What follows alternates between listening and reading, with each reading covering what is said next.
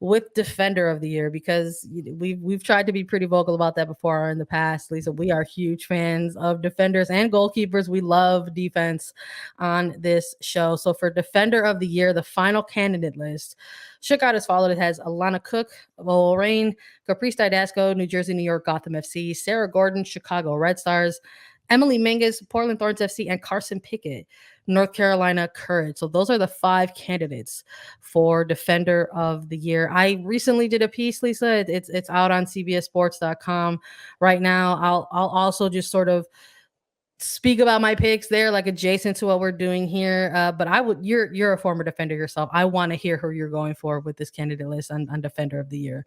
A lot of good picks. I mean, that's kind of what I said at the top of this show, that this league was so good and the teams were really good. And really, we saw a lot of players kind of come into their own, especially after 2020, which like a bit of a wash in the terms of players getting time and consistent playing time. So the list and the nominees, pretty pleased with, pretty happy with. There's none there that I was super gut wrenched that we didn't see a defender name. But when I do look at this list, it's a Defender of the Year. And in the NWSL, there are a lot of teams that play wingback defenders or outside backs that really get forward, and their main job is to get up the field and send crosses in.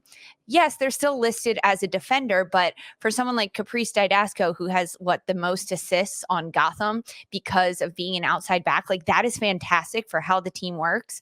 But kind of knocks her off my Defender of the Year list because of that. And same goes for Carson Pickett.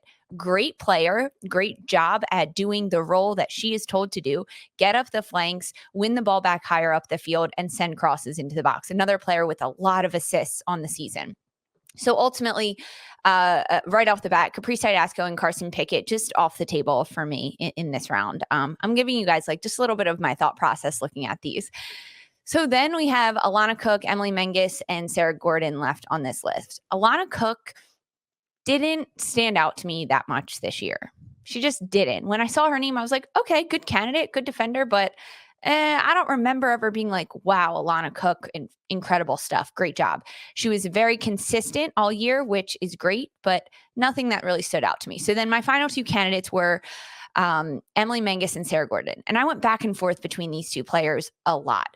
Menges was consistent all year with her skill. She wasn't consistent in her playing time, but that could be because Portland has a lot of depth in their defender position. Whereas Sarah Gorden, she was really, really consistent with her playing time. We know she won Iron Woman, meaning she played every single minute of the regular season.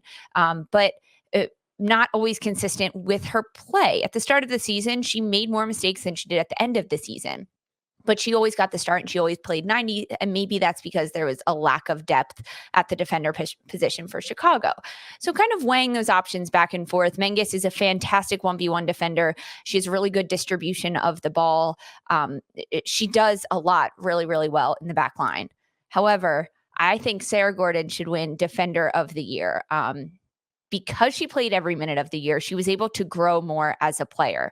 And Sarah Gorden was faced with a lot of adversity in her center back position, namely because her starting goalkeeper was out with injury for most of the year, and her starting defensive midfielder, Julie Ertz, was out for most of the year due to injury. So that puts a lot more pressure on the center backs, and that center back being Sarah Gorden in this role. She can 1v1 defend. She can distribute the ball. She can be quick. She can win the ball back higher up the field. She can break up plays. And she had to do it all with different players in and around her that aren't their starting players that Chicago wants to have. So ultimately, for me, Sarah Gorden, Defender of the Year, should win. I love to hear it because I'm in agreement with you. I wrote it out. I put it out there. I put the nominees. I went with the pick of Sarah Gorden, and I think maybe another angle that we're going to probably be talking about throughout these awards is the fact that there are a ton of great candidates on the list, and there are arguments to be made for each one, but there are also like counter arguments to be made. And I'm not in disagreement with you for some of these other ones. Alana Cook, I think, similar to a lot of the other players, had a much stronger second half of the season versus her first half when she made her arrival to OL Reign, kind of getting her footing and her legs under her, getting readjusted really, I think, to American League play. And then finally sort of getting all that together and sort of putting together more consistent performances for this all-around team down the second half a stretch of the season, which we've seen a lot from a lot of their individual players on that rain side.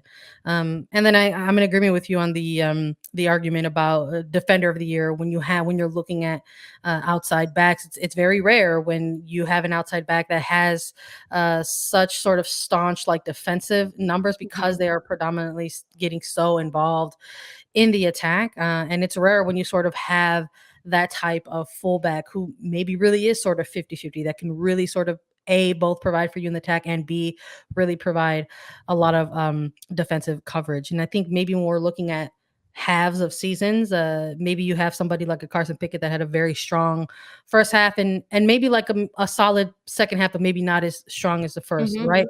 So there's all these different things to sort of look at. And then obviously I think maybe a runner up in my opinion would maybe be somebody like a Menges, but there is something where you look at like the plate of work in front of you, and the games where we're limited, sort of having to navigate some injuries early on, and for all the four reasons that you've mentioned already, I'm going to echo similarly for Sarah Gorden having being in the lead for this award.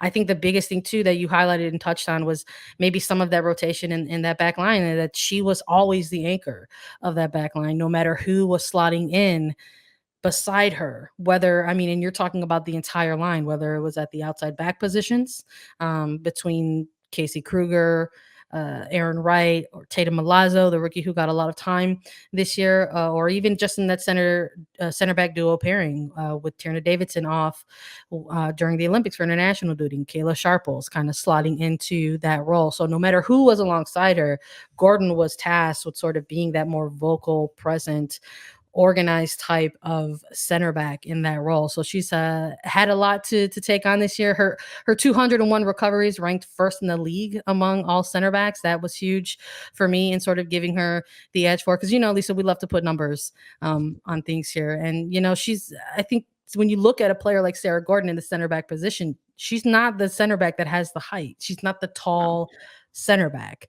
But this center back, who's not as tall as all the other ones, has almost a 61% tackle success rate, which allows her to sort of add to her game. She loves taking on attackers 1v1, and she's really sort of become this extra factor that the attackers on the opposition are really sort of looking at, like, how can we sort of navigate around this type of player? And when you have to start preparing and game planning for the other team's center back, I think that's a huge compliment to the defense, and that's a specific center back. So I'm in agreement with you.